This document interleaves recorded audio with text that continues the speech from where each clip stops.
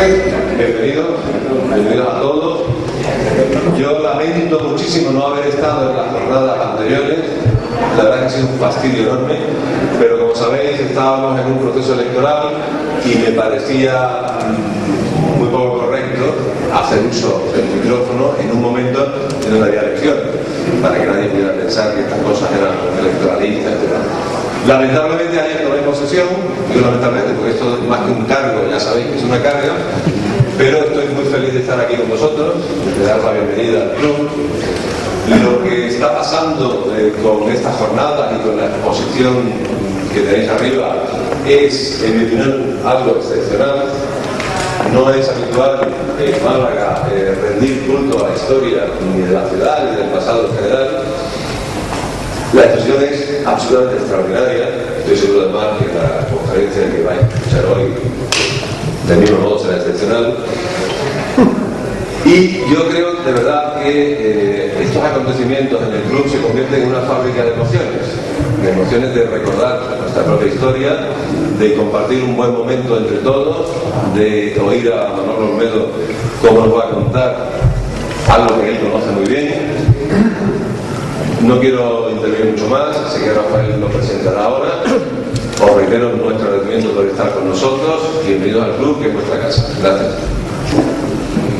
Autoridades académicas, cónsul norteamericano, señoras, señores, es un placer, como siempre, recibiros en el Real Club Mediterráneo, como ha dicho nuestro presidente.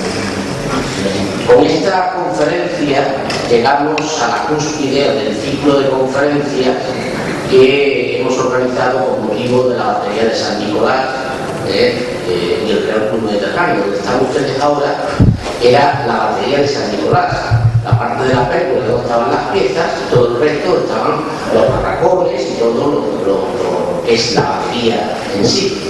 La batería estuvo desde 1780 hasta 1953, aunque anteriormente pues también había una batería en el morro del muelle de Levante, siempre había una batería. Hasta el morro del muelle de Levante terminó pues ya aquí y se hizo la farola, pero anteriormente ya estaba la batería. Y sí, hemos hecho un ciclo de varias conferencias en el cual pues la última se corresponde con Bernardo de Galvez, de la artillería, que nos va a deleitar Manuel Olmedo Checa. Algunos dirán, ¿qué tiene que ver Bernardo de Galvez con la batería de San Nicolás? Pues tiene muchísimo que ver. Tiene muchísimo que ver porque cualquier acontecimiento que se produce en el mundo, en la historia de España, a lo largo de los siglos, tiene repercusión en el puerto de Málaga, la fortificación del puerto de Málaga, incluso la fortificación de la batería de San Nicolás. O sea, se modifica. De hecho, por ejemplo, estamos hablando de la guerra de Bernardo de Galvez, que ya lo conocerá, pero es de 1780, y precisamente la batería de San Nicolás se pone en 1780, precisamente porque la corona española estaba temerosa de que se atacara alguno de los puertos del Mediterráneo. Bueno, esto es podemos decir, el contexto global. Hablar de Manuel Olmedo Checa, pues lo conocéis todos, no voy a decir mejor que yo, pero sí en gran profundidad. Lo conocí hace 20 años, aparte de ser hermano de un compañero de la anterior promoción, Fernando Olmedo, pero lo conocí de una forma muy curiosa. Él de pronto me llamó y dice, mira, yo soy Manuel Olmedo, muy rápido, ya sabéis que habla muy rápido. Yo soy Manuel Olmedo, mira, que vamos a celebrar el 150 aniversario de la Revolución de 1843 y queremos ir a una conferencia sobre el partero.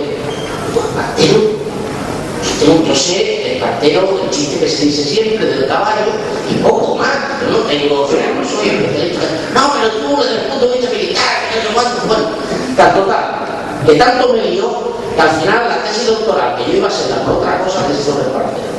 O sea, que yo ahora sé de partero todo, en teoría, ¿no? Bueno, Manuel Olmedo es una persona, y no quiero extenderme mucho porque lo interesante es escucharlo a él. Manuel Olmedo es una persona muy especial, es un historiador, no voy a decir atípico, pero sí un historiador peculiar. Es un historiador peculiar. Primero, no tiene la titulación de historiador, que parece, pues eso, en la España de la titulitis parece como si fuera una aberración. Sin embargo, es académico, incluso académico por la Academia de la Historia, aparte de San Telmo y otras academias. Pero Manolo Olmedo ha conjugado dos cosas muy importantes: la operatividad en su trabajo y la historia. Eso es como los grandes capitanes militares, que aparte de ser un gran capitán o un gran diseñador como Ordóñez, por ejemplo, General Ordóñez diseñó una serie de cañones del siglo XIX y del siglo XX y luego murió heroicamente de general de división en la guerra.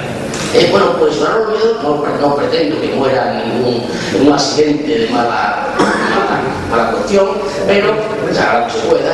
Pero evidentemente Manolo Olmedo pues es una persona que ha estado toda su vida vinculada a urbanismo, y aparte es su profesión, su carrera es de perito industrial.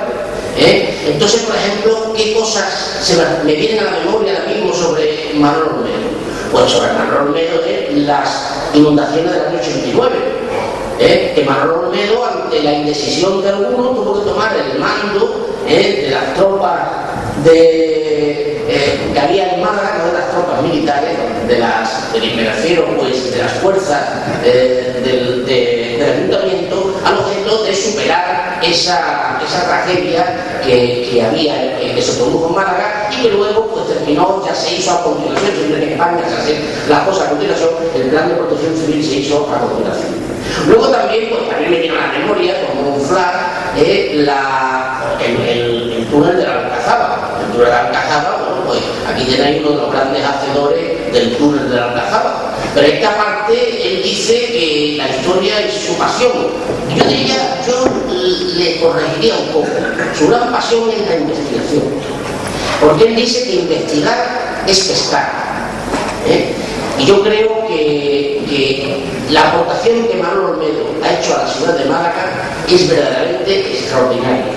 O sea, a la ciudad de Málaga y a muchas cosas, y a toda la historia que se pasa incluso de España, historia de la guerra. A mí, por ejemplo, me ha servido muchísimo mucha de su documentación sobre la guerra de independencia. Yo no soy más analista que investigador, más analista histórico que investigador, pero sus aportaciones en ese sentido pues son verdaderamente extraordinarias. Y desde luego estoy seguro, porque es muy ameno, un gran comunicador, que nos amenizará maravillosamente con la conferencia que va a pronunciar sobre Bernardo de Galvez, que siempre nos encontramos con aspectos de él inéditos y que él no descubre. Aquí, por supuesto, bueno, pues nos ha traído una estatua, mira, pues ya está, lo va a decir él para no pisar. Y muchísimas gracias, y os dejo con Bernardo de Galvez, que ha invitado según él, y con Manolo Olmedo, y luego pues retomamos un poco el todo. Muchas gracias. En una de sus más selectas zonas, junto a un anchuroso río, hay un pequeño parque. En este, más que ver, se adivina un monumento con un sólido pedestal de piedra blanca. Al acercarnos, casi cubierta por una frondosa arboleda, vemos una gran estatua. Fue regalada al pueblo norteamericano por su majestad el rey de España en el año 1976, cuando se cumplieron 2 siglos de la Declaración de Independencia norteamericana. Este impresionante bronce está en Washington y la estatua se erigió en honor de un malagueño excepcional, de un español insigne.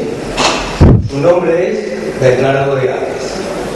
En Estados Unidos hay 4 estatuas en recuerdo y homenaje a este gran héroe. En España no hay ninguna. Señoras y señores, bienvenidos todos. Mi cordial saludo a nuestra amiga Roberta, agente consular de los Estados Unidos, a los presidentes de la Real Academia de Bellas Artes de San Telmo y de la Academia Malagueña de Ciencias, al presidente de la Asociación Bernardo de Galvez y a todos los amigos que hoy han querido estar con nosotros para recordar a don Bernardo de Galvez. Estamos presididos por una maravillosa estatua de don Bernardo que hizo nuestro querido amigo y compañero en la Real Academia de Bellas Artes, Jaime Pimentel. Estamos con ese retrato que está en pantalla y que posiblemente fue ejecutado por el gran pintor de cámara de Carlos III, Mariano Salvador Maella, si es que no lo fue por otro pintor extraordinario de aquella misma época. Y estamos también presididos por un óleo que hizo nuestro gran y querido amigo y compañero de la Real Academia, Rodrigo Vivar, que refleja el momento en el que Bernardo de Gálvez ataca con sus tropas el fuerte de la Media Luna que acaba de ser volado durante el asedio de Panzacola. Yo quisiera ahora expresar mi reconocimiento al Club Mediterráneo que nos acoge y no puedo tampoco dejar de agradecer las afectuosas palabras que ha pronunciado mi querido amigo coronel de artillería con responsabilidad, que es el alma de este ciclo que concluye y de esta exposición que se ha montado en la parte superior. Ahora ya unos 10 años, junto con mi especial y querido amigo Paco Cabrera, Francisco Cabrera, secretario perpetuo de la Real Academia de Bellas Artes de San Telmo, comenzamos la tarea de rescatar del olvido la biografía de Bernardo de Gálvez. Para ello, en el año 2005 fue aprobado un proyecto de investigación y hemos podido desarrollar gracias al apoyo incondicional de la Academia y concretamente, por supuesto, de su presidente que hoy nos honra con su presencia. Los resultados de estos casi 10 años de investigación los hemos ido volcando en diversas publicaciones, singularmente en la revista Péndulo que edita el Colegio de Ingenieros Técnicos Industriales de Málaga, a cuyo decano, don Antonio Serrano, que veo desde la distancia, pues saludo de verdad con un cariñoso abrazo. Como forma de divulgar la apasionante biografía de Bernardo de Gálvez, un grupo de malagueños, aunados por Enrique Ferrer, tristemente desaparecido, creó la Asociación Bernardo de Gálvez, cuyo logo vemos ahora mismo. Este emblema representa a una asociación que hoy está dignamente dirigida por nuestro muy querido amigo, el presidente don Miguel Ángel Gálvez. En ella, en esta asociación, casi un centenar de amigos desde hace 6 años apoyan con entusiasmo la recuperación de tan insignes figuras. Esta historia comienza en Machavialla, un pequeño pueblecillo de la Jarquía malagueña, cuya población hoy apenas alcanza los 500 habitantes, y en ella, el 23 de julio del año 1746, nació Bernardo de Gálvez. Apenas nada sabemos de su infancia y juventud, salvo lo que se cita en esta carta que vemos ahora, escrita por Bernardo de Gálvez en el año 1785 al hacer la escala en Tenerife, dirigiéndose a América. Él en esta carta recuerda con añoranza que allí vivió en Tenerife entre los 11 y los 15 años, porque su padre, que había optado por la carrera de las armas en el arma de artillería, fue destinado a la isla de Tinerfeña y allí permaneció durante bastantes años.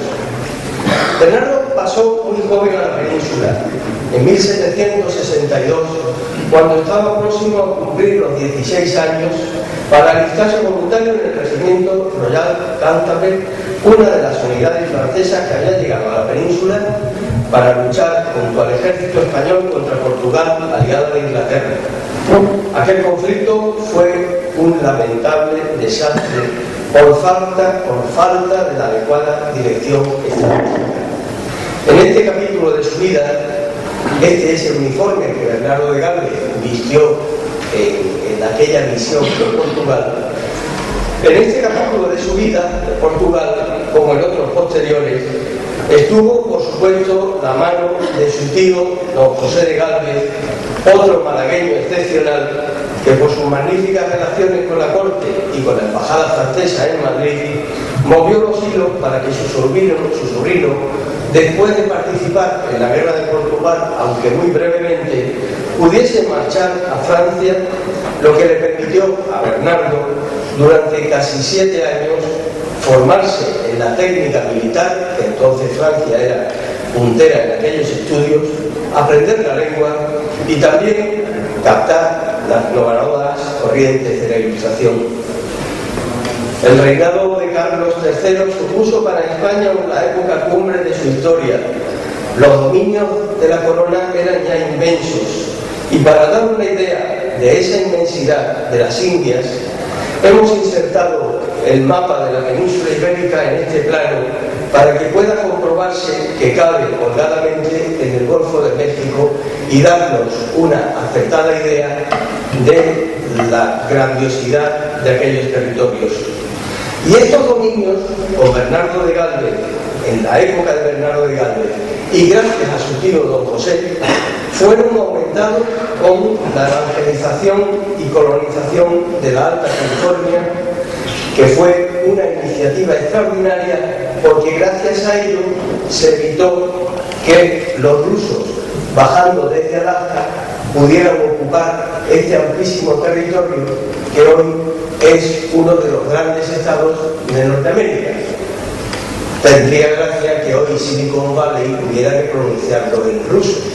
Y esta imagen que vemos aquí es lo que abarcó la colonización impulsada por don José de Galvez en una extensión que viene a ser aproximadamente de 1000 kilómetros desde México hasta un poquito más arriba de San Francisco de California, que se llama así precisamente por San Francisco de Asís, que era, como bien saben ustedes, fue el fundador de los franciscanos, que de la mano del fraile franciscano Fray Junípero Serra evangelizó estos territorios. En la primavera del año 1769, Bernardo de Galvez, que había regresado de Francia con el empleo de teniente, llegó a México, se presentó al virrey y solicitó ser destinado a la frontera de las provincias internas. En la zona más occidental de aquel territorio, su tío José estaba realizando una eficaz labor de gobierno, impidiendo que la corrupción que imperaba entonces en el virreinato de Nueva España pudiese aumentar aún más. No hay nada nuevo bajo el sol. La zona norte del virreinato de Nueva España, llamada provincias internas, era desde fechas muy antiguas un territorio en permanente conflicto debido a las sangrientas incursiones de apaches y comanches. Por ello, la expansión colonizadora se vio constreñida a una franja amplísima comprendida entre el Golfo de México y el Pacífico, como vemos aquí, y tenía una especie de punta de lanza en lo que se llamó el Camino de Santa Fe, que hoy es la capital del estado norteamericano de Nuevo México.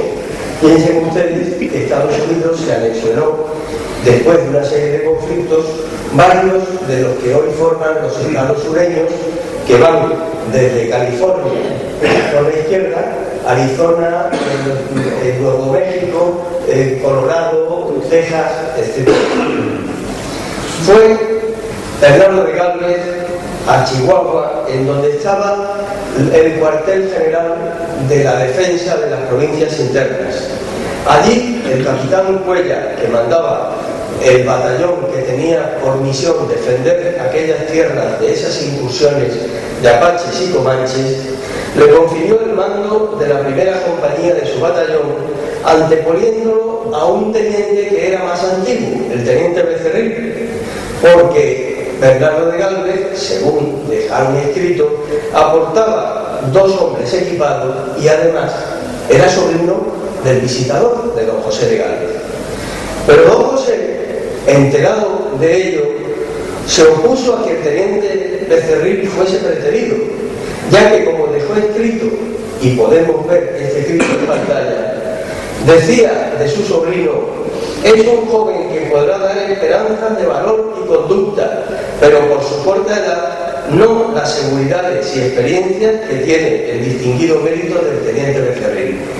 En este escrito quedó muy claro que don José de Galvez supo anteponer el mérito a la recomendación. Y en este otro dibujo, por otra parte muy conocido, vemos el equipo de los soldados españoles y por supuesto mexicanos, que guarnecían las provincias internas.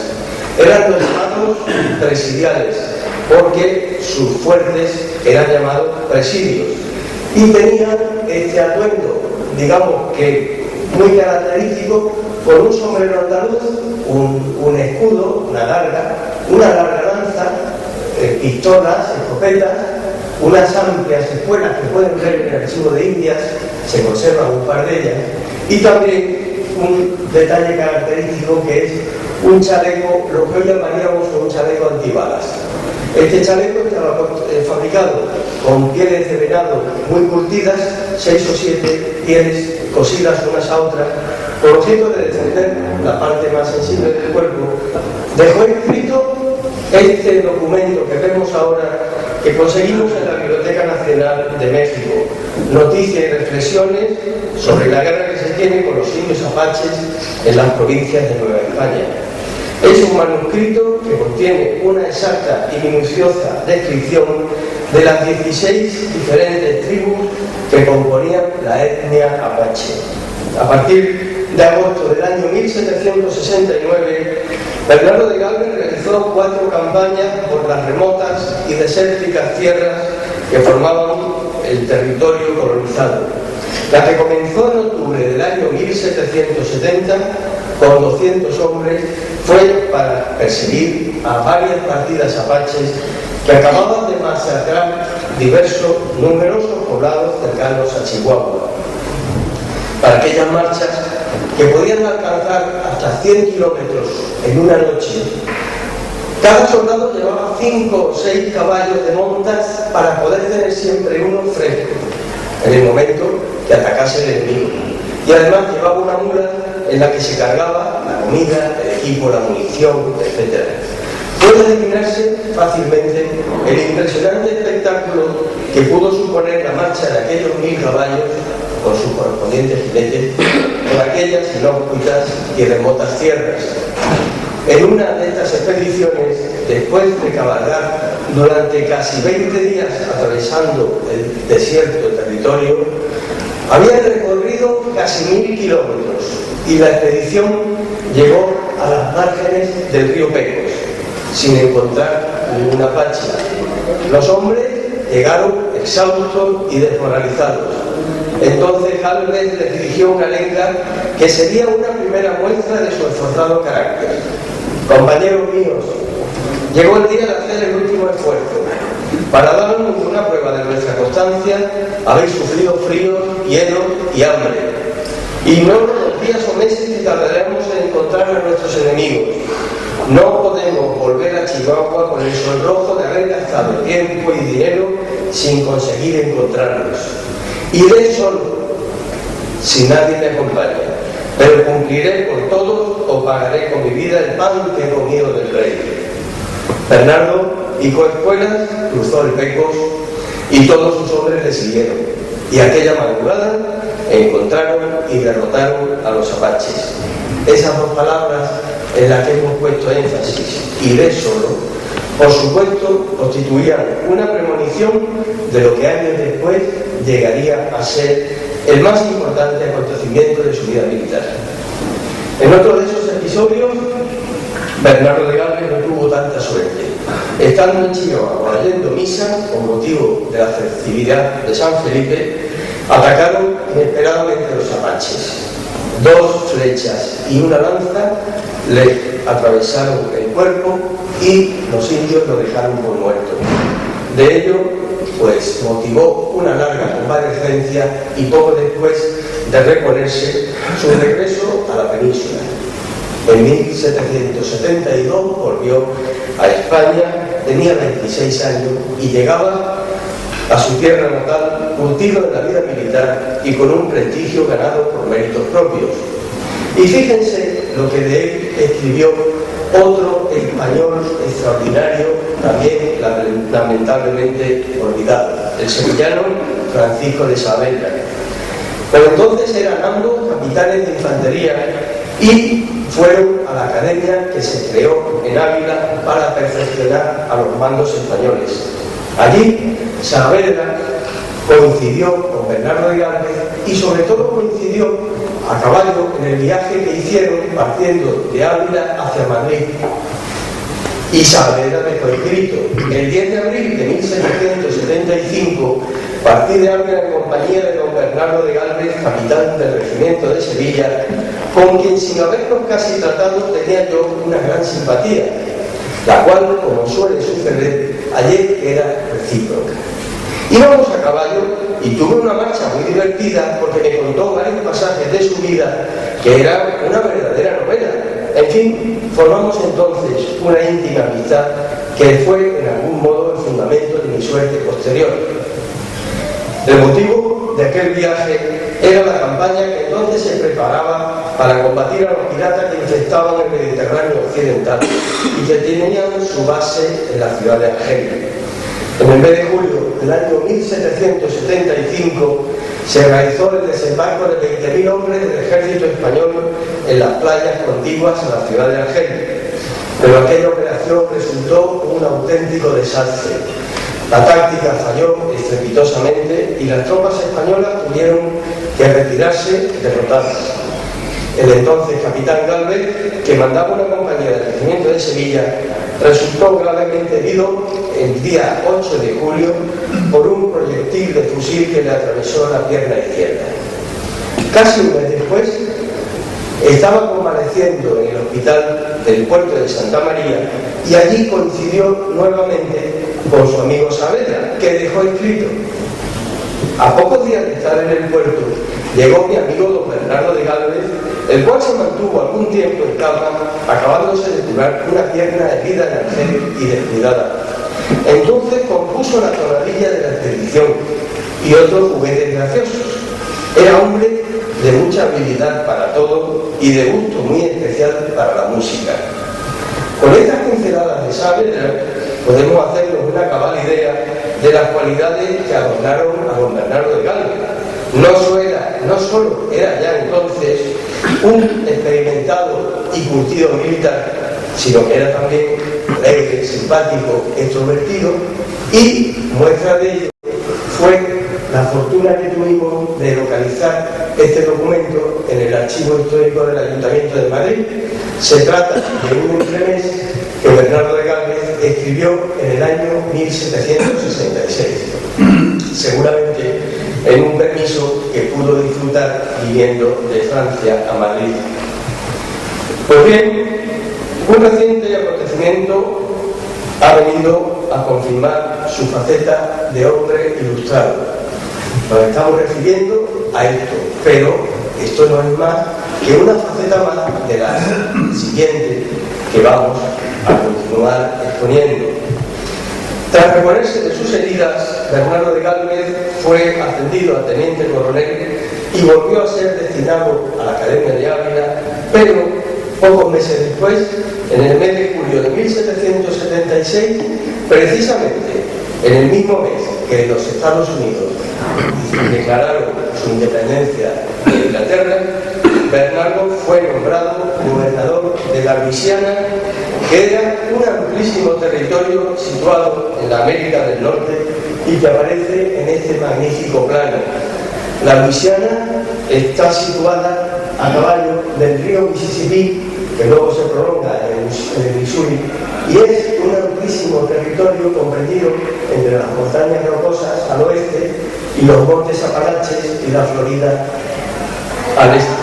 Pues bien, este fue el territorio para el que Bernardo de Gálvez fue nombrado gobernador, junto con el cargo de coronel del regimiento fijo de la Luisiana.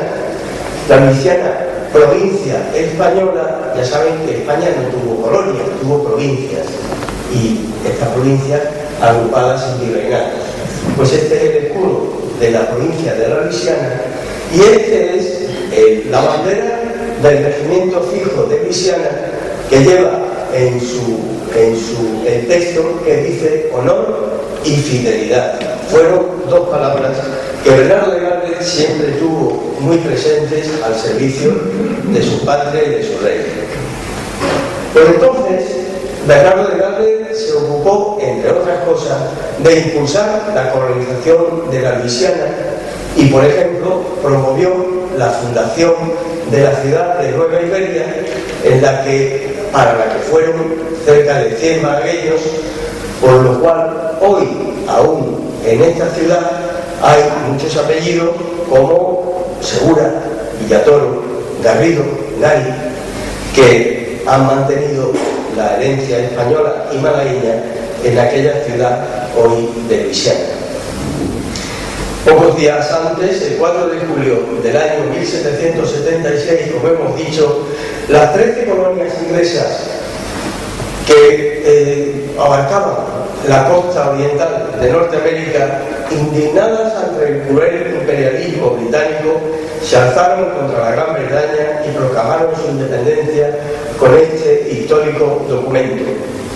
Bien, los norteamericanos llamaron a su guerra la Revolución Americana, y para ella España y Francia aportaron una colaboración extraordinariamente importante, sin la cual todos los historiadores coinciden en que no hubiera sido posible que los norteamericanos hubiesen podido ganar este conflicto.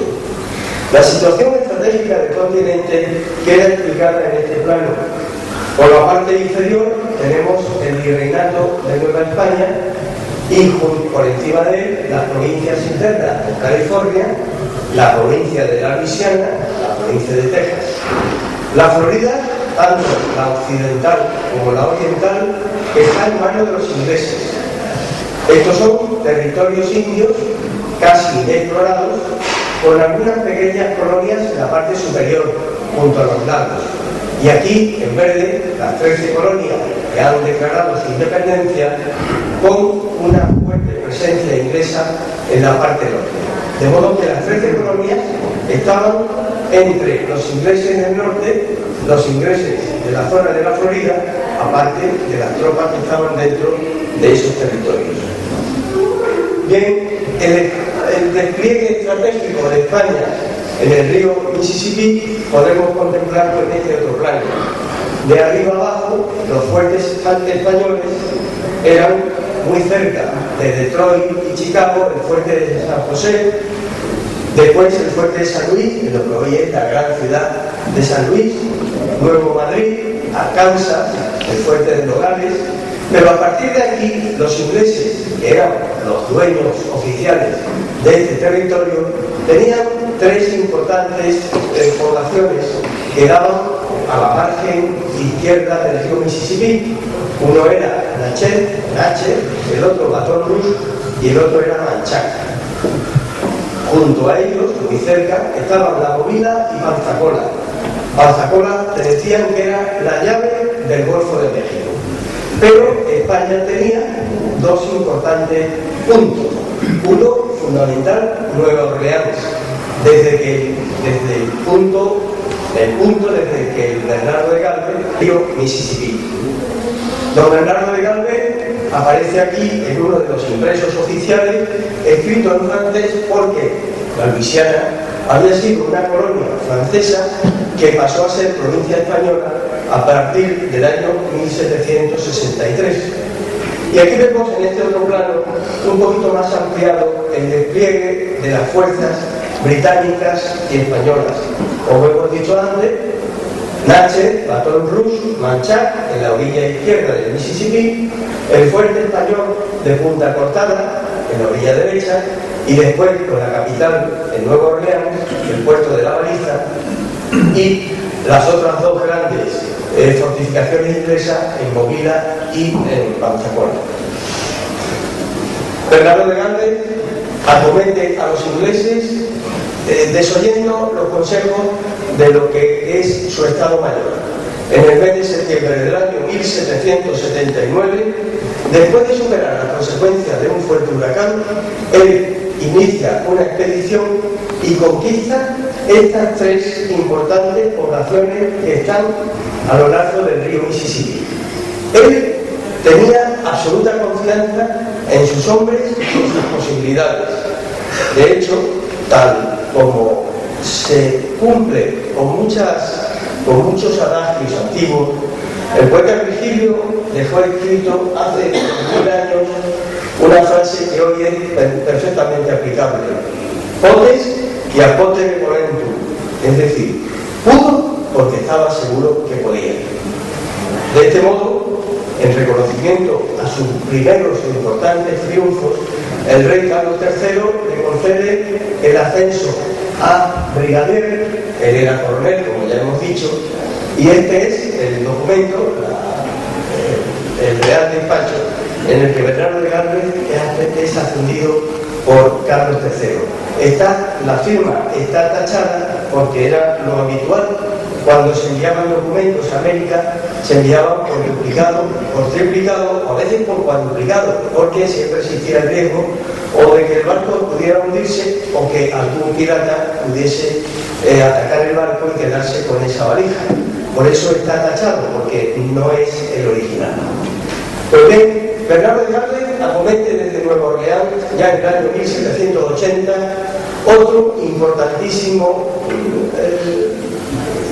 afronta otro importantísimo reto.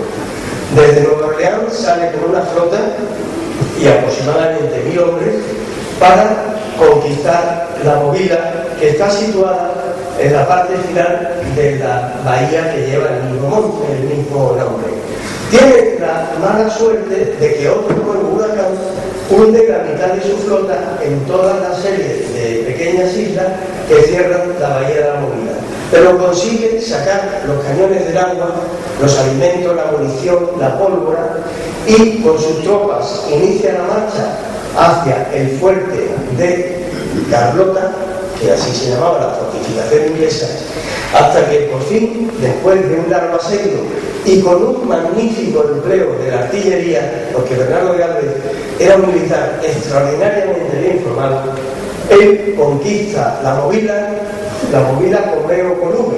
Ya saben ustedes que en aquella época no había gramática. La conquista el día 18 de marzo del año 1780, y en este documento da cuenta el rey de este nuevo gran éxito, por el que Su Majestad el Rey lo asciende de general de brigada a general de división, es decir, de mariscal de campo a general de división, como hemos dicho. Pero queda un hueso muy duro de roer. Es la principal posición inglesa en la Florida Occidental y, como antes hemos dicho, la llave del Golfo de México, y esta es Pensacola. El operativo de Bernardo de Galvez se basa en formar una gran fuerza que pueda desembarcar en la isla de Santa Rosa. Aquí está la punta de Sigüenza, en donde existió una batería. Aquí hay otro fuerte inglés, que es el de Barrancas Coloradas, y su idea es desembarcar en esta isla y, con el apoyo de la flota que tiene que penetrar a la bahía de Pensacola, cruzar con sus tropas para establecer el cerco de la ciudad, que se defiende con 3 importantes fortificaciones inglesas. Recibirá desde la Movila el refuerzo con el coronel Espeleta al frente, y sus tropas, las tropas que él lleva desde La Habana, estarán al mando del coronel Girón. La historia recoge que una nieta de Girón casó años después con un nieto de Espeleta, y de ahí nació Francisco Javier Girón y Espeleta, duque de la Ahumada, fundador de la Guardia Civil. Eso les da a ustedes una idea del tipo de colaboradores que tuvo Bernardo de Galvez. El paso por el estrecho de Pensacola era un auténtico problema. Es un estrecho en el que había unas corrientes fuertes por el flujo y reflujo de la marea, y había una batería inglesa, la de Barrancas Coloradas, que dominaba perfectamente este paso. Pero Bernardo de Galvez llega un momento en el que, cuando la flota rehúsa cruzar este estrecho de Pensacola, lo que era imprescindible para poder proteger el paso de sus tropas a tierra firme, Bernardo le envía al jefe de la flota un mensaje en el que dice: esta bala de A-32 que le envío es de las que reparte el fuerte de la entrada. El que tenga honor y valor, que me siga. Yo voy delante con el Galveston para quitarle el miedo. Pueden ustedes imaginarse la que se formó cuando el comandante de la flota recibe este mensaje. Un poco más o menos es indescriptible lo que allí se dijo. Pero Bernardo de Galvez, a bordo de su bergantín, cuando dan las 2 de la tarde del día 18 de marzo, acomete el cruce de la bahía de Panzacola y logra pasar sin daño notable ese estrecho, pese a que le disparan 27 cañonazos de A32 y de A8. Él no era un loco, no era un hombre que no pensase las cosas, al contrario, era un hombre muy instruido y sabía que podía afrontar el cierto riesgo que suponía atravesar este estrecho, pese a las 7 piezas de a 32 libras y a las 6 de 8 que le iban a disparar desde el fuerte de Barrancas Coloradas. El tema está en que la artillería de entonces tenía una longitud de tiro máxima de 500 metros para un tiro tenso, y en esto que me perdonen los artilleros porque saben mucho más que yo. Aquí tenemos la pieza que pretendía o bien impactar en el casco solía tener entre 70 y 1 metro de espesor de una madera muy fuerte, o bien conseguir impactar en alguno de los palos del barco, con lo cual al perder la voladura perdía la pega y por tanto se inmovilizaba. Bernardo tuvo la perspicacia de darse cuenta de que él iba a cruzar el estrecho de Panzacola por el punto en donde existía mayor sonda, pero que las piezas de las Barrancas Coloradas no le podían tirar en tiro tenso, sino en tiro curvo, con lo cual la puntería era francamente difícil. A todo esto, cuando él cruza, todo su ejército está en la isla de Santa Rosa y puede ver el auténtico espectáculo que supuso el bergantín Galveston cruzando aquel estrecho bajo el fuego enemigo. Aquí, a esta distancia, hoy, por ejemplo, con una escopeta de perdigones a una distancia pues, entre la pantalla y el fondo de la sala, prácticamente es imposible romper un palillo de dientes, pues la misma probabilidad había, según Bernardo de Galvez, de que pudiera impactarle un cañonazo de los que largaba el fuerte inglés. No fue un acto temerario, fue un acto de heroísmo, pero por supuesto basado en el conocimiento exacto de la técnica y de la artillería de la época. Bueno, se ha producido ese éxito glorioso, las fuerzas han podido cruzar y ahora llega el momento de establecer el cerco de estos 3 grandes fuertes, Medialuna, Sombrero y el fuerte Jorge, que protegían Panzacola. Bernardo de Galvez instala sus campamentos y poco a poco se van construyendo las paralelas, es decir, las trincheras por las que los soldados van avanzando y protegiéndose del fuego enemigo hasta poder situar tanto aquí como aquí la artillería que tendrá que batir estos fuertes. Y los batió con tanto acierto la artillería española que hubo un momento en el que una granada impactó sobre el fuerte de la Medialuna y voló como magníficamente recoge ese óleo estupendo de nuestro querido amigo y compañero Rodrigo. Bien, pocos días después, el 8 de mayo, Bernardo de Galvez comunica al rey que, diciéndole: muy señor mío, tengo la satisfacción de participar a vuestra excelencia. Era la carta dirigida a don José de Galvez, a su tío, que el día 9 de este mes, a los 12 días de trinchera abierta y 61 de desembarco, se tomó la ciudad de Panzacola. El rey, por supuesto, admirado de las trascendentales victorias de Bernardo de Galvez, le concedió el empleo de teniente general de los Reales Ejércitos, le concedió el título de conde de Galvez y le concedió el blasón que vemos ahora. Esto fue también una petición que hicieron los habitantes de la Luisiana, un blasón apareciera la flor de lis, porque no hay que olvidar que Luisiana fue una posesión francesa.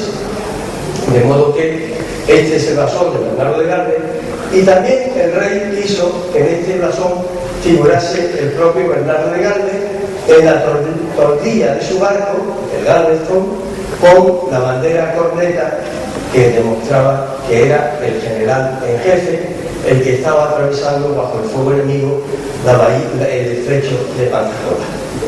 En esta conferencia, hablando de Bernardo de Galvez, no podemos olvidar a su padre, también nacido en Macharviana, don Matías de Galvez, que fue un gobernante excepcional que consiguió romper las ofensivas inglesas que pretendían conquistar el centro de Centroamérica y con ello partir en dos los dominios españoles, y que por sus méritos alcanzó también el empleo de teniente general y luego fue nombrado virrey de México, en donde tomó posesión el año 1784. Precisamente en 1784 Bernardo de Galvez regresa a la península, y aquí el pintor Maella, si es que no es otro aún más importante de aquella época, pintor de cámara de Carlos III, le hace ese magnífico retrato que hoy conservan la familia de Aya Galvez, que tengo el gusto de saludar desde aquí a Mirencho y a su esposo Eugenio Tallefer. Este magnífico retrato aparece Bernardo de Galvez, aparece con un vientre prominente al que luego nos referiremos, pero aparece con una carta en su mano, y esta carta dice lo siguiente: Guatemala, 30 de junio de 1780. Querido hijo Bernardo, la felicidad de tus conquistas se las debes a Dios y tus adelantos al rey. Sé pues agradecido a ambas majestades para contar con la bendición de tu amante padre, Matías de Galvez. Creo que no es necesario comentar el espíritu que movió a Matías de Galvez a escribir esta carta. Retomamos ahora las memorias de Saavedra cuando escribió en el año 1784: el conde de Galvez, disgustado de la corte y no pudiendo vencer en Madrid aquella especie de disentería que por no seguir los consejos de sus amigos había adquirido en Guárico, solicitó volver a América y fue nombrado capitán general de Cuba. Y Bernardo de Galvez volvió a América, pasando por Tenerife, como antes vimos, y llega un momento en el que, cuando arriba a La Habana, recibe la noticia de que su padre, Matías, ha muerto. Pocos meses después, el rey Carlos III lo nombra virrey de México para sustituir a su padre.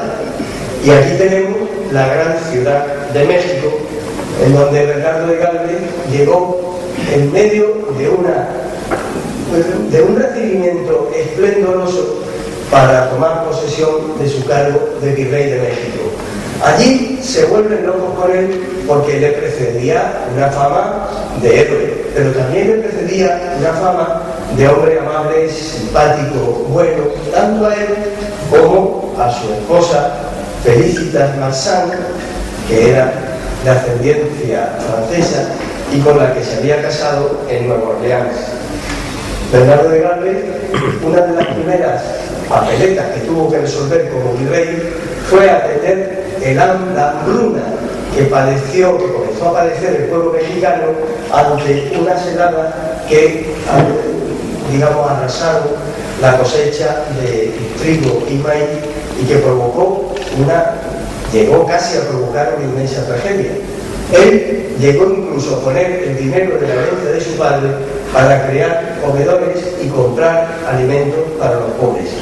No es, por tanto, raro que el pueblo lo aclamara cada vez que tenía ocasión, como por ejemplo con las corridas de toros, porque era un gran aficionado a los toros, e incluso mandó construir una plaza de toros en México junto al palacio, una plaza a la que él podía llegar desde el palacio a través de un pasadizo.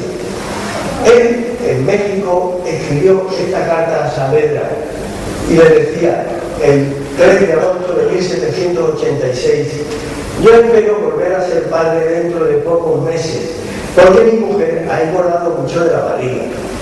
La mía, su barriga, ha andado de mala data en el mes anterior, en que un maldito ataque de diarrea me trajo el retortero por algunos días.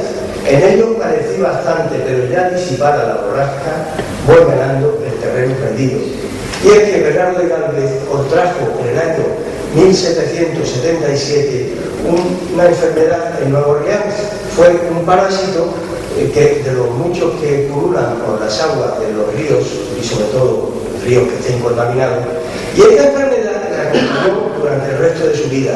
Él fue un enfermo crónico durante 9 años, y a pesar de eso, pues pudo hacer las hazañas que hemos visto. Pero su enfermedad se fue agravando irremisiblemente hasta que el día 30 de noviembre del año 1786 falleció después de un agravamiento que había tenido en la ciudad de la pequeña ciudad de Tacubaya. Bernardo de Gálvez fue un hombre extraordinariamente querido, y buena prueba de ello fueron los muchos elogios que recibió a su muerte. Por ejemplo, el de Saavedra, que dejó escrito: era el conde de Gálvez, hombre de mucho entendimiento y de gran corazón, que en los grandes apuros adquiría una fuerza de alma y una presencia de espíritu como sobrenatural. En él perdió la nación un excelente general. Con motivo de su muerte hubo casi 14 libros que se publicaron en México lamentando el fallecimiento del virrey. Aquí tenemos otro que lo demuestra, otro más, Lamentos Americanos por la sensible muerte del señor don Bernardo de Gálvez. Su cuerpo fue traído de México, de Tacubaya a México, fue revestido con su uniforme de teniente general, se le trajeron sus vísceras y fue llevado a México en una marcha nocturna, escoltado por sus alabanderos y con unas 150 hachas que iluminaban el camino. Él llegó a México sentado, muerto, pero sentado en su carroza.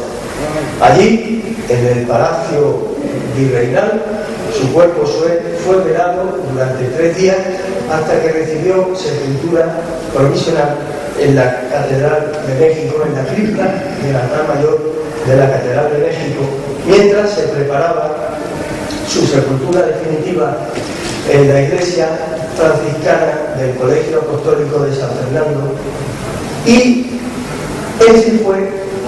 esa fue su última voluntad. Esto es su testamento, los apuntes que dio, porque por su enfermedad no pudo hacer testamento, firmándolo personalmente, y él dejó escrito que con arreglo a las disposiciones,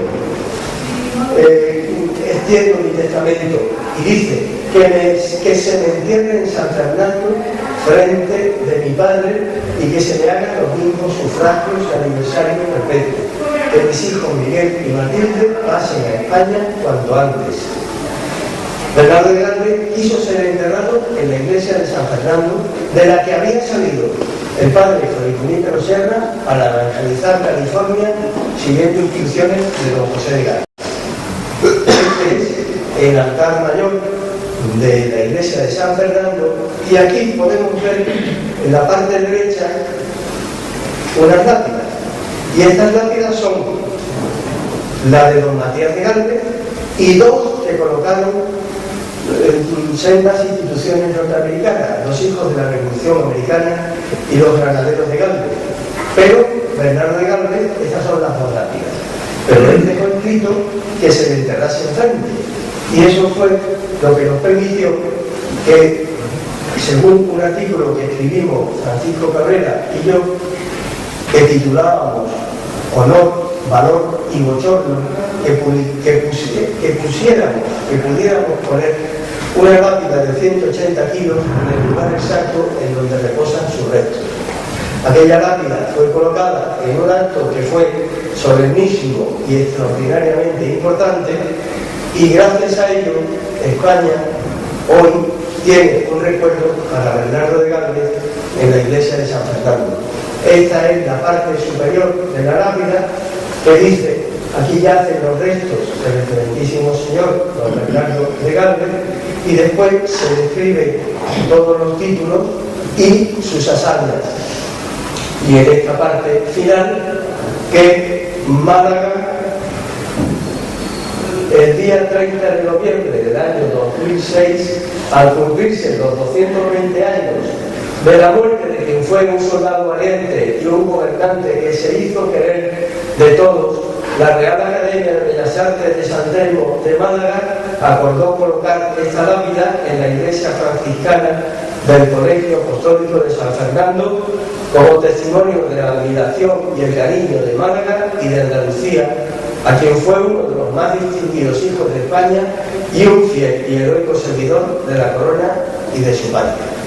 Y esta lápida pudimos colocarla gracias a diversas instituciones malagueñas, al Colegio de Ingenieros Técnicos Industriales que organizó aquel colegio y aportó una importante cantidad, y por supuesto a la Asociación Bernardo de Galvez, que, pues, como es lógico, fue uno de los grandes impulsores de este homenaje.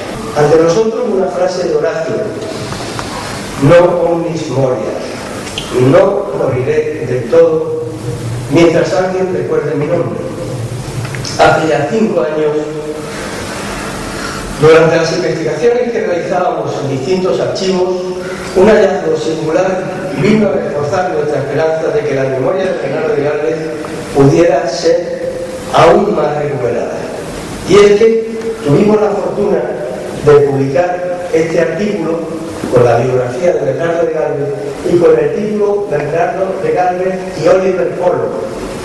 Oliver Polo fue un norteamericano de origen irlandés, amigo de Bernardo de Galvez, que fue testigo cualificado de su primera campaña en el Mississippi. Y Oliver Polo escribió a Bernardo de Galvez esta carta que vemos, que ahora para mayor facilidad la vemos en el texto con caracteres nuestros. Decía Oliver Polo: Señor, por el conocimiento que yo tengo de sus favorables sentimientos hacia la gloriosa causa de América, que he constantemente experimentado desde la primera experiencia que tuve el honor de tener con vuestra excelencia, poco tiempo después de vuestra llegada a este país a comienzos del mes de enero de 1777, por vuestra protección en nuestro pabellón, el pabellón norteamericano, en diferentes ocasiones, ante las hostilidades comenzadas entre su majestad católica y la corte de la Gran Bretaña contra las demandas y las amenazas de los tiranos ingleses, particularmente durante el tiempo que esta ciudad estaba en una situación poco defendible. Unido ello a vuestra última brava y bien conducida expedición al frente de vuestras valientes tropas contra las armas inglesas en Marchak y Batón Rouge, de cuyos distinguidos servicios yo he tenido el honor de ser testigo ocular y de los cuales yo he sido vivamente penetrado, en consecuencia solicito a vuestra excelencia que me permita encargar que se le haga un retrato que haré enviar en la primera ocasión que tenga a mi jefe, el honorable Congreso, a fin de perpetuar su memoria en los Estados Unidos de América, formando parte por vuestro elevado rango como soldado y hombre de honor de los que han prestado un particular servicio en la gloriosa disputa de la libertad.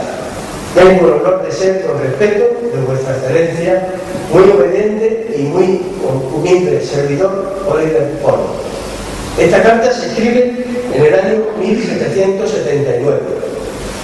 No sabemos si se realizó ese retrato, pero 4 años después, el Congreso de los Estados Unidos, en la sesión que celebró el 9 de mayo del año 1783, aprobó que el retrato que el día antes había llevado Oliver Polo se colgase allí en perpetuo homenaje a Bernardo de Galvez.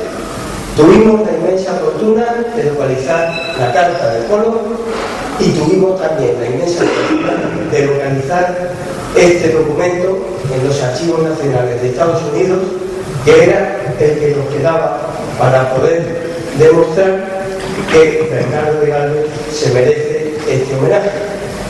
Pero es que la Asociación Bernardo de Galvez ha tenido también la inmensa fortuna de contar con esta joven que vemos aquí. Su nombre es Teresa Valcarce Graziani. Ella nació, digamos que casi por accidente, en Ferrol, pero es de ascendencia malagueña y hoy alguno de sus familiares está aquí presente. Teresa, con talento, con tesón, con coraje, con constancia, con inteligencia, ha conseguido que el retrato de Bernardo de Galvez pueda llegar a ser colgado en el Congreso de los Estados Unidos si los congresistas aprueban la propuesta que ella ha formulado para este asunto, siguiendo las indicaciones que desde Málaga le hemos hecho desde la Asociación Bernardo de Galvez. El asunto está planteado, queda que los congresistas lo aprueben, pero nosotros ya hemos encargado esa copia del retrato que ha comenzado a hacer un gran pintor malagueño, que es Carlos Monserrate, que tenemos ahora en pantalla. En cuanto el cuadro esté terminado, queremos que sea para el próximo mes de enero, enviaremos a Estados Unidos el retrato para que se le pueda ofrecer al pueblo norteamericano y que el pueblo norteamericano, a través de sus representantes, decida si acepta este regalo que el pueblo español, a través de nosotros, le hace. Hoy damos a conocer esta primicia porque en el Capitolio de Estados Unidos, en la rotonda, que es el espacio más selecto del Capitolio y por tanto de los Estados Unidos, en la rotonda cuya imagen tenemos aquí, parece probable que pueda ser colgado, expuesto el retrato de Bernardo de Galvez, para lo cual la actuación de Teresa Valcarce Graziani ha sido absolutamente decisiva y merece todo nuestro elogio y nuestra admiración. Tan es así que a Teresa se le ha otorgado el premio Bernardo de Galvez por parte de nuestra asociación. La primera convocatoria de este premio se le otorgó a Su Majestad el Rey. La segunda se le ha otorgado a Teresa Valcarce Graziani, y aquí tenemos la estatua que simboliza este gran premio, obra de nuestro gran amigo, nuestro escultor, que ahora mismo se me ha perdido, que está por aquí muy cerca de nosotros, Jaime Pimentel, al cual, lo mismo que a todos los miembros de la asociación, pues le agradecemos mucho su apoyo constante. Y ya, para terminar, recordar otras palabras latinas. Estamos en la lápida del monumento a un malagueño de adopción, a un malagueño insigne, Manuel Agustín Heredia.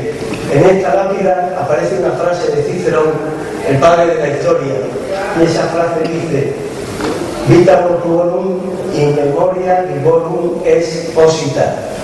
La vida de los muertos está depositada en la memoria de los vivos. Y yo creo que ese es hoy el caso con la presencia aquí. En Málaga, hoy Bernardo de Galvez es una figura recuperada. Pensamos que si los padres de la patria de Estados Unidos acuerdan que el retrato de Bernardo de Galvez se cuelgue en Washington, será evidentemente un gran día para Estados Unidos y para España. Nosotros hemos hecho lo que hemos podido. A partir de esta noche, evidentemente, no podemos seguir solos. Os necesitamos a todos. A vosotros, con vuestro apoyo, que por otra parte ha sido constante desde hace bastantes años. Necesitamos seguir contando con el apoyo de la Real Academia, con el apoyo del Colegio de Ingenieros Técnicos, con el apoyo de la sociedad malagueña, con el apoyo de las instituciones. Ese retrato tendremos que enviarlo a Washington y evidentemente no lo vamos a enviar a Corte de Lima. Así que yo espero que las instituciones nos ayuden, continúen ayudándonos a que este empeño nuestro, que es un empeño de España, pueda llegar a ser cumplido. Sobre todo, recordar que Bernardo de Galvez nos lo agradecerá y nos lo premiará, por ejemplo, simplemente con el fomento del turismo norteamericano en España. Piensen lo que puede suponer para Málaga que los ciudadanos de Estados Unidos quieran conocer la tierra en la que nació uno de sus grandes héroes. Este ha de ser nuestro objetivo, porque recuperando a Bernardo de Galvez, Málaga y España cumplirán un histórico deber: rendir homenaje a un gran español, a un gran héroe. Muchas gracias.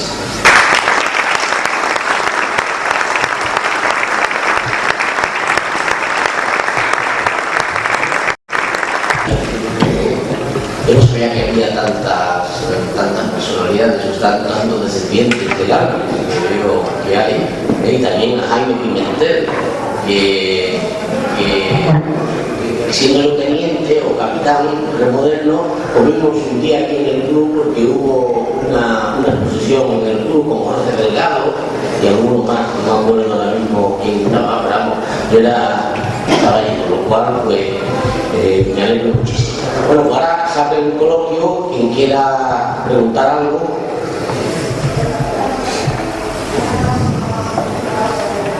Sí. Miguel, es ante todo esto, ¿cuál es la postura de las representaciones políticas? Y me refiero concretamente a la Diputación y al Ayuntamiento de Málaga. Un momento, por favor, que va el micrófono de camino. La postura que tiene tanto la Diputación Provincial como el Ayuntamiento en relación a todo esto. La postura, por supuesto, es de apoyo total. Lo que ahora nos queda es que hay que afrontar una actuación muy importante en Washington y que hay que continuar con el programa de acontecimientos que deben acompañar la recuperación de Bernardo de Galvez. No podemos olvidar que uno de nuestros objetivos es que se estrene en España la cantata a Galvez, que fue compuesta en Estados Unidos en el año 1976. Ya tenemos, por ejemplo, el acuerdo concedido por el ilustrísimo señor deán de la Catedral, que nos ha reservado el primer templo de Málaga para estrenar esta cantata en cuanto sea posible. A la Diputación le hemos pedido que sea la orquesta provincial la que intervenga, y don Manuel del Campo creo que va a conseguir, no creo, lo afirmo, va a conseguir que un gran coro, una gran coral de Málaga sea interprete con la orquesta provincial este gran concierto en homenaje a Bernardo de Galvez, y otra serie de actividades que están en nuestro programa de la asociación. Pues yo que creo que ha sido una historia, porque yo me fijo en las personas y he visto que no había ningún ruido. O sea, entonces quiero decir que todo el mundo estaba muy atento. Además, como es gran comunicador y es como una película. Bernardo de Galvez, gracias a Dios, ha sido recuperado, está siendo recuperado. El próximo reto que tenemos para el año que viene es otro español universal, que además pues está buscando la Armada, que es Blas de Lezo. Blas de Lezo fue herido en la batalla de Málaga, fue llevado al hospital de Santo Tomás, enfrente del Sagrario, bueno, y ahí empezó su vida militar. Tenía 15 años y le cortaron la pierna. La escena que cuenta el historiador, que va a exponer la historia de Blas de Lezo, y también vamos a intentar editar un libro, pues verdaderamente muy real. Tenía 15 años y ya sabéis que fue le llamaban medio hombre, primero patapalo, pero cuando ya le cortaron vamos, ya tuvieron que quitarle un brazo bien mojo, le llamaban medio hombre. Y siendo medio hombre, pues venció a la escuadra inglesa en Cartagena de Indias, la mayor derrota que ha tenido los ingleses con el almirante Vernon, de tal manera que obvia esa derrota. Y si no tienen nada más que no tienen nada que decir, yo le agradezco y perdona que me tengo que levantar, tengo que dar puro. Bueno, ya saben ustedes que estas conferencias y este ciclo y esta exposición y luego todo está organizado en este caso por el club, pero técnicamente por el Foro para el Mediterráneo. El Foro para el Mediterráneo está compuesto por una serie de entidades, el Ayuntamiento, la Universidad, la Cámara de Comercio de Málaga, luego el Club Mediterráneo, Unicaja, AECIL, que es una asociación española de capitanes de yate, y una consultora, un portal, que se llama PERI. Bueno, pues aquí nosotros no manejamos dinero, pero yo te puedo asegurar que en la próxima comisión ejecutiva que tengamos, pues daremos nuestro apoyo para que de alguna forma se manifieste el apoyo del foro, teniendo en cuenta esas instituciones. El funcionamiento del foro no es dando dinero, sino que cada uno aporta lo que en especie. O sea, por ejemplo, todo este acto lo ha organizado el Club Mediterráneo, por lo tanto es el que afronta con todos los gastos. Otros actos pues se han organizado por cantidad. Bueno, como estamos en el Real Club Mediterráneo, yo quiero darte esta corbata. Esta corbata es bastante humilde, es decir, tiene la bandera de España, pero no es una cosa excelente, y yo te aseguro que yo lo pongo con mucha frecuencia, porque yo creo que debemos, como ese Bernardo de Galvez que llevó la bandera, los colores rojos guarda, que eran los de la Armada, los llevó por todo el mundo. Yo creo que también nosotros debemos sentir orgullosos de ser españoles y llevar nuestra bandera a todos lados. Muchísimas gracias, y siempre está el Club Mediterráneo en vuestra casa.